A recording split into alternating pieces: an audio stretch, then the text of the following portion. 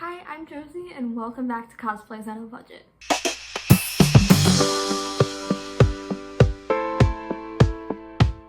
Today I'm going to be explaining how I made Cardinal Copia's black cassock completely from scratch.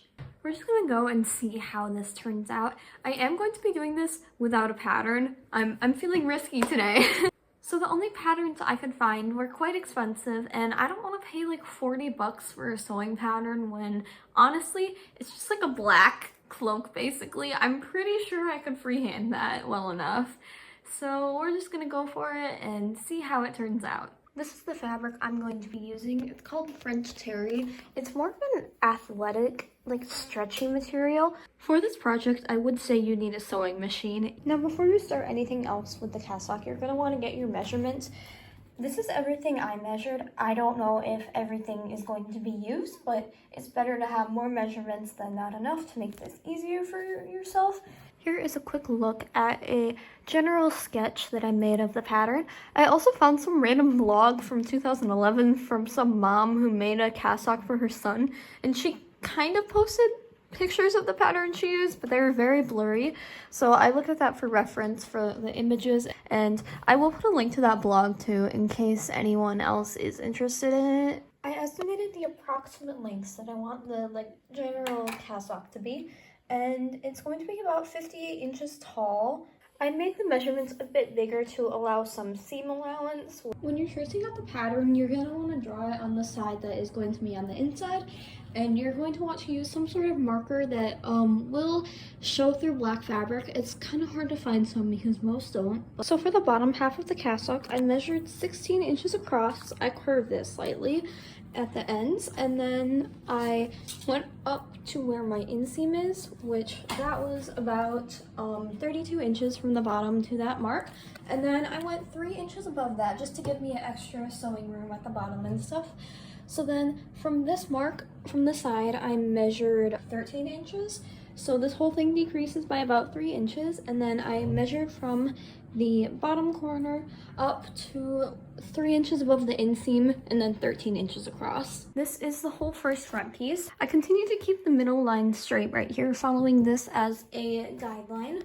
And basically at the inseam part, I made a mark where it was like about 3 inches up, so then that will sit right on my hips, and then that's when it starts to slowly decrease, because here it's 13 inches across, and then at the very top it's only 11, so it's only a 2-inch decrease compared to a 3-inch decrease. And then right up at the top mark, which is the total height from my feet to the top of my shoulders, this is, I forgot how tall it was, but you're just gonna want to estimate for the collar. And then I also just kind of estimated for the arm. I think I made it about, let's say, 4-ish inches down. I'm gonna kind of cut in the middle of these because I don't really know what I'm doing. And then for the second front piece, I'm going to trace this. However, I'm going to flip it over so that the side that will be the actual outside of the cassock is on top, and then I will trace it, which will give me the exact same thing but inverse. So for the back piece, I'm basically doing the same thing as the front, except it's not going to have the neck bit. So I'm just going to be tracing the piece from the front, except I'm not going to do this cutout right here. It's just going to be straight across. It's going to have a slight curve down, but for the most part it's just going to be straight up for the shoulder, slight curve down versus like 2 inches drop down right here. For the second back side, I'm basically just doing the same thing I did for the second front side, tracing over the first one while it's flipped to the front side out. Once you've gotten everything cut out, it's time to start sewing. So basically we pinned up the middle of the back side all the way down. So I started sewing. I left a little bit, maybe a little less than 1 inch, 3/4 of space, because you always want to leave stuff unsewed in case you have to undo stitches to make things looser. This will also help us attach the collar easier later. All right, here's what the whole back looks like now that it's sewed together. It's looking good so far. When you're sewing on the front pieces, I would recommend starting sewing a little bit before the sleeve, just so you have room to fold it over to attach it to the arm bits. I might adjust it. I'd say leave at least 1 inch there. For For the second side on the front, you're going to do the exact same thing. Alright, so the sleeve is really a pain to pin on. So here is the front, and here is the shoulder. I pinned it up a little bit. There's the neckline, the neck for reference. So the sleeves have both been sewed on. They fit, except this shoulder sticks up a bit. I'm just gonna have to take that in later. But now the next step is making the collars. I'm just gonna trace out like the general neck shape, and it looks like it ends a little bit before like the front so that there's still room for the buttons. Now it's gonna look pretty flat on the table.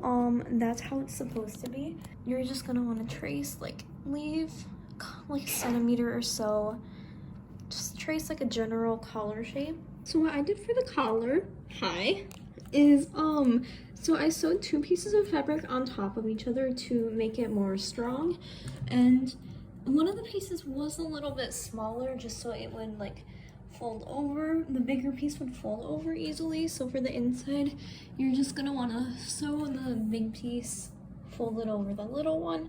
Mine is kind of uneven because the old sewing machine was kind of breaking on me, and it made some of the stitches weird, so that's why mine looks uneven, but no one's gonna be looking that close, so it's okay. What are you doing?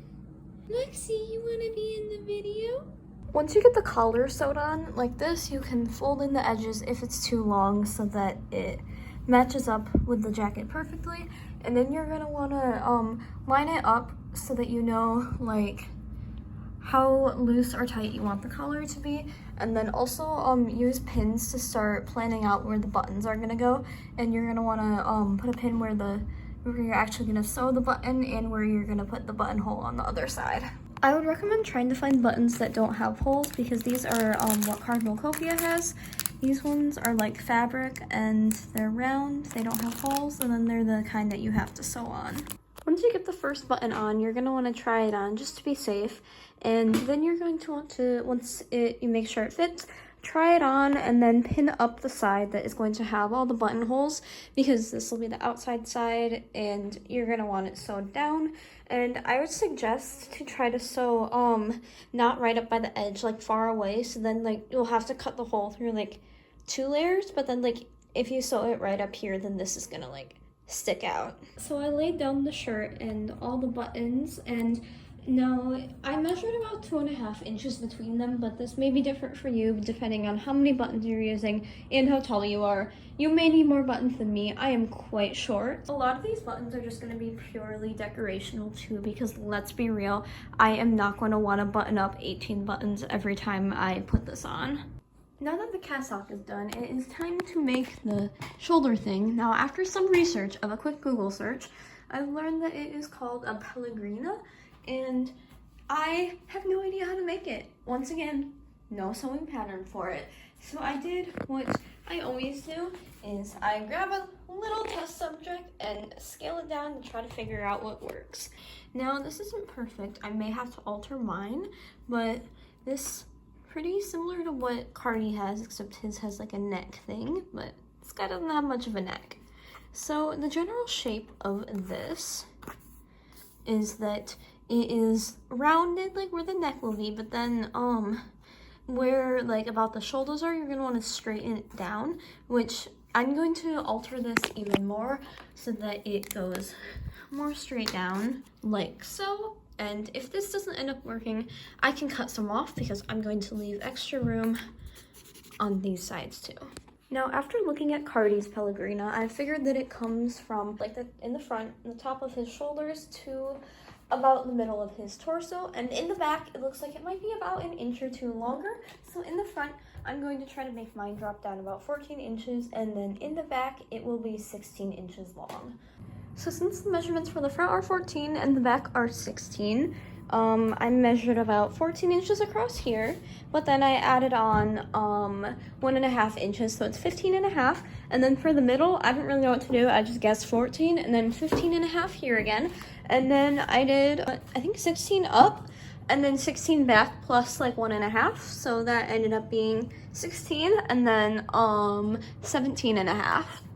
And then I'm just gonna kind of get like an arc shape, I guess, and then cut it out, and we'll see if this works or if I completely screwed this up. All right, so first try, this turned out pretty good. So it's like perfect length in the back, perfect length in the front. I just need to cut the neck a little bit more.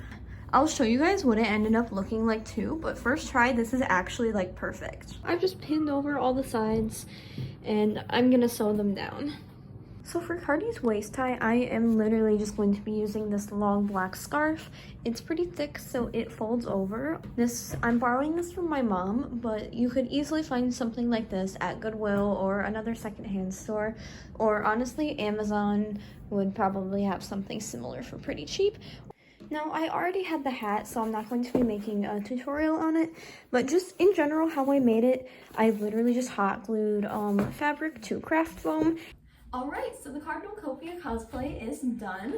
We have the cassock, completely handmade, the scarf that I'm borrowing. To tie the scarf on, I just like weirdly wrapped it and then tucked one side under. I'm literally just wearing this for a couple minutes, so it's fine. But if you're wearing this all day at a con, like I'm going to, use safety pins. Safety pins are a lifesaver. For the shoulder thing, I just let it drape over my shoulders. I'm not gonna sew it down or anything. Cardi's had another collar on it, but I feel like 2 collars might look kind of tacky with mine, so I'm just leaving it as is. Yeah, here is the whole cosplay and the hat. I hope this tutorial was helpful for anyone making Cardinal Copia's cassock or something similar. If you have any questions, I will try my best to answer them in the comments, but again, no, I'm not making a template. This was made purely on a hope and a dream. If you want a template, you are in the wrong place, and I would suggest that you just buy one off of Etsy. But yeah, if you liked this video and found it helpful, I would say that you should subscribe. This is the second part of my cosplay on a budget series, and trust me, there will be more in the future, mainly ghost cosplays. If you're a ghost cosplayer on a budget, I think you should stick around. But yeah, thank you for watching. Stay tuned for more cosplay on a budget videos, and we'll see you next time. Bye!